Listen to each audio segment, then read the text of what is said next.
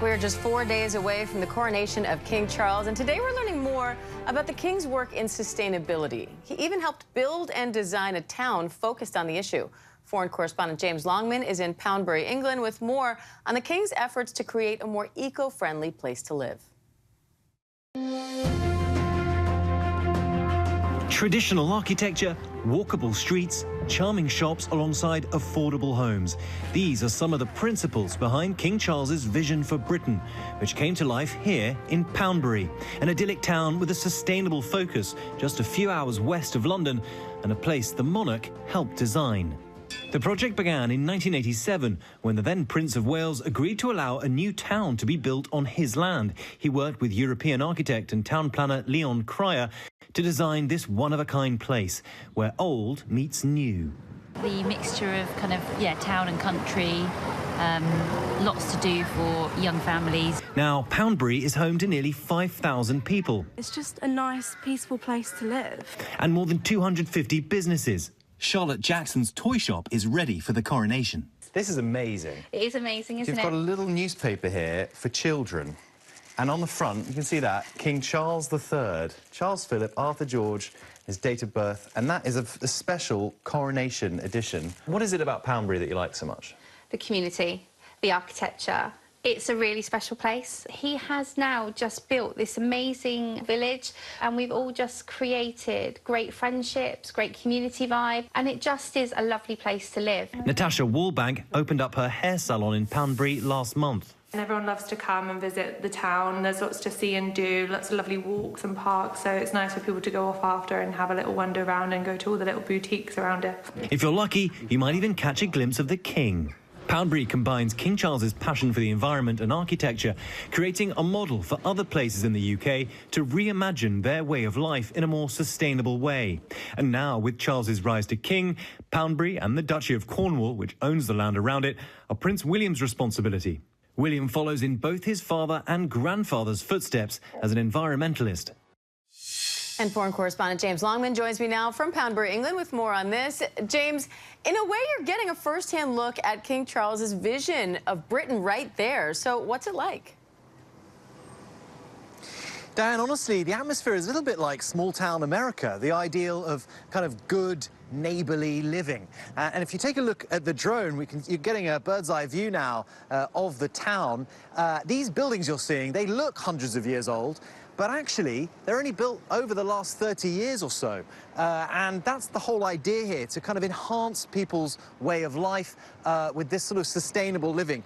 There are lots of developments all across Britain. We are living in a period now, it's a housing crisis. People talk about how the monarchy can be relevant. Well, this is one way that Charles, and now William, of course, who'll inherit this project among many, can make themselves more relevant by offering solutions to how we live in the future, take ourselves out of the rat race, out of kind of urban, dirty, busy environments, bringing people back to nature and back to each other, creating communities where people spend a lot more time looking out for one another. This is a town which, and you might be able to see there from our drone shot, doesn't actually have a high street. Businesses are dotted among residential areas, and that's the idea, bringing people together. Diane? All right, James Longman, thanks for that. And ABC News World contributor Victoria Murphy joins me now for a little bit more on this. Victoria, King Charles has spent a lifetime campaigning on environmental issues, but as monarch, he's supposed to remain politically neutral and give up activism. So how do you see that playing out? Well, I think we are seeing that playing out right now, Diane. I think he sees the two roles as very different, and he's made that clear in what he's said, and also through his actions. Since he's come to the throne, I think there's been very much an emphasis on continuity and stability. We've seen him in the guise of monarch carrying out those audiences, receiving those red boxes of governmental papers. He knew that he was going to be Prince of Wales for a long time, and he wanted to fill that time with projects that were very meaningful, the ones that James has just described there. But he does see the role of sovereign as very different, and I think he is making that very clear already.